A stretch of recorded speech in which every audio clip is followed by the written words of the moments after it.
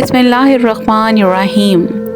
हज़रत फ़ातिमा रज़ी ताला अन्हा को कौन नहीं जानता, जिनको नबी करीम सल्लल्लाहु ताला अलैहि वसल्लम ने जन्नत की औरतों के सरदार कहा है। तो आज इस वीडियो में हम हज़रत बीबी फ़ातिमा की ज़िंदगी के चंद वाक़यात सुनेंगे कि एक मर्तबा एक बूढ़ी औरत हज़रत बीबी फ़ातिमा के घर आई और कहने लगी, ए बिन्नत रसूल, मैंने 3 दिन से कुछ नहीं खाया है, मैं भूखी हूँ, मुझे कुछ खाने को दो।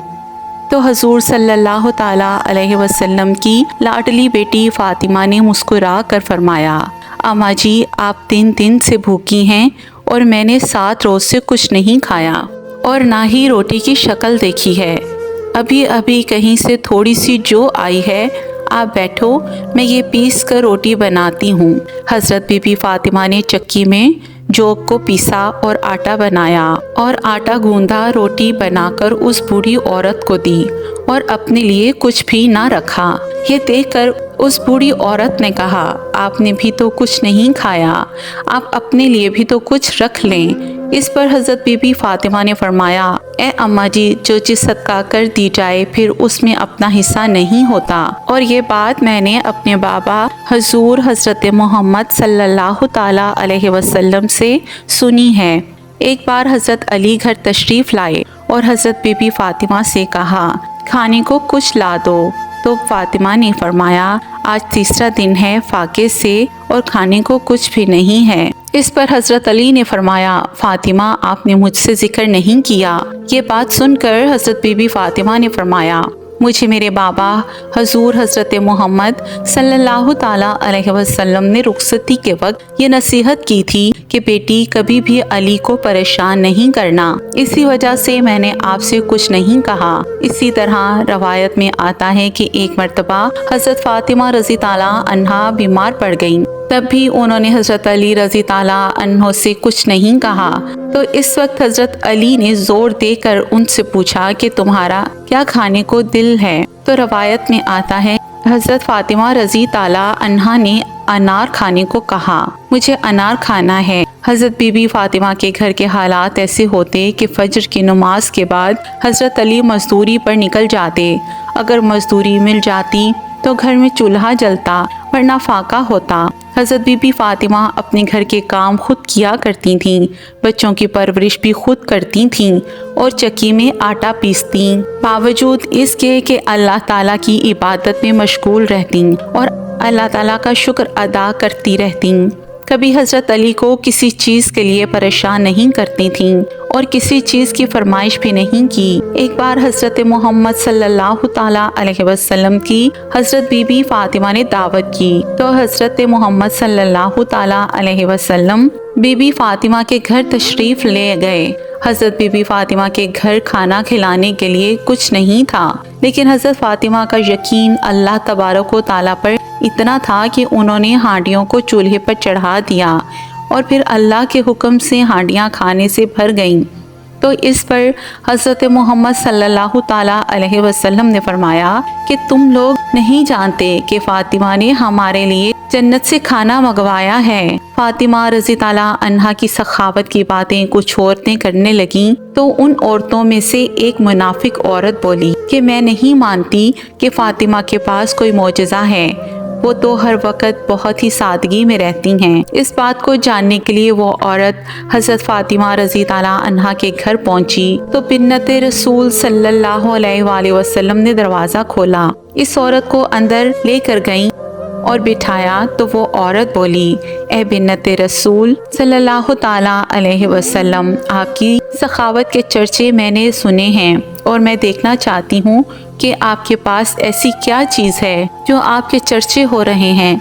तो हज़रत फ़ातिमा रज़ी ताला अन्हा ने फरमाया, अल्लाह ताला ने हर इंसान को वो अता किया है जो इसके लिए बेहतर है।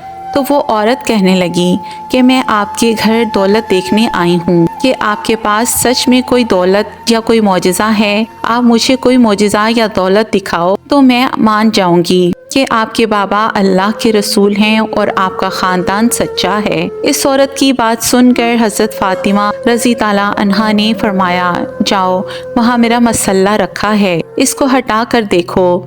تمہیں تمہارے سوالوں کا جواب مل جائے گا۔ یہ عورت حجرے کے اندر گئی جہاں پر حضرت فاطمہ رضی تعالیٰ عنہا عبادت کرتی تھیں، اور مسلح کو ہٹا کر دیکھا تو اس کے نیچے بہت سارا خزانہ پڑا ہوا تھا جس میں ہیرے جواہرات اور سونا تھا۔ وہ عورت یہ دیکھ کر واپس حضرت فاطمہ رضی تعالیٰ عنہا کے پاس آئی تو حضرت فاطمہ رضی تعالیٰ عنہا اس عورت کو دیکھ کر مسکرائیں تو وہ عورت حضرت فاطمہ رضی تعالیٰ عنہا کو بہت ہی حیرانی سے دیکھنے لگی اور حضرت فاطمہ رضی تعالیٰ عنہا سے کہنے لگی، یہ کیا، آپ تو اتنی سادگی میں رہتی ہیں، آپ کا لباس اتنا سادہ ہوتا ہے، آپ کے پاس تو اتنی ساری دولت ہے، میں تو سمجھی تھی کہ آپ کے پاس دنیاوی دولت نہیں ہے، اسی لیے آپ اتنی سادگی میں رہتی ہیں۔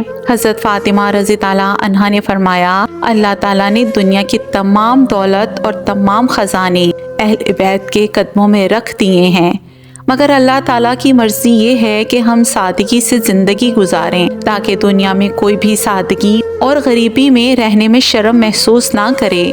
اور حضرت فاطمہ رضی تعالیٰ عنہا نے فرمایا کہ اس دنیاوی دولت کا آخرت میں حساب دینا پڑے گا۔ جیسے ہی اس عورت نے حضرت فاطمہ رضی تعالیٰ عنہ کا اخلاق اور معجزہ دیکھا تو وہ ان کے قدموں میں گر پڑی اور رو کر کہنے لگی، اے اللہ کے رسول صلی اللہ تعالیٰ علیہ وسلم کی پیاری بیٹی، مجھے معاف کر دیجیے، آپ کے بابا اللہ کے رسول ہیں، میں اس بات کو تسلیم کرتی ہوں اور آج میں اسلام قبول کرتی ہوں۔ حضرت فاطمہ رضی تعالیٰ عنہا کے پاس جو کچھ تھا وہ آپ نے اللہ تعالیٰ کی راہ میں دے دیا اور اپنے پاس کچھ بھی نہیں رکھا تھا۔ حضرت فاطمہ رضی تعالیٰ عنہا اپنے گھر کے سارے کام خود کیا کرتی تھیں اور بچوں کی پرورش بھی خود کیا کرتی تھیں اور گھر میں سارے کام کر کے چکی میں آٹا پیسا کرتی تھیں۔ حضرت علی المرتضیٰ رضی تعالیٰ عنہ فرماتے ہیں، فاطمہ رضی تعالیٰ عنہا جس طرح اللہ تعالیٰ کی عبادت کو فریضہ سمجھتی تھیں اسی طرح میری اطاعت بھی کرتی تھیں۔ عبادت اور ریاضت کی انتہائی سخت معمولات میں انہوں نے میری خدمت میں ذرا بھر فرق نہ آنے دیا۔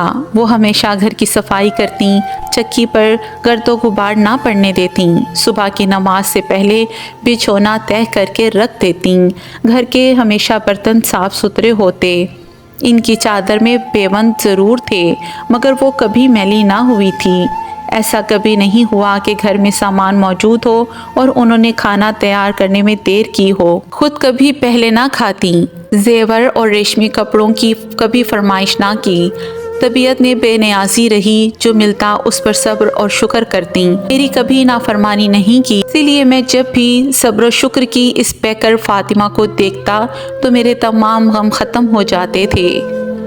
اللہ سبحانہ و تعالیٰ سے دعا ہے کہ اللہ تعالیٰ ہمیں حضرت بی بی فاطمہ کے نقش قدم پر چلنے کی توفیق عطا فرمائے، ہمارے دلوں کو قلب سلیم عطا فرمائے، ہمیں قرآن و سنت پر چلنے کی توفیق عطا فرمائے، اللہم آمین۔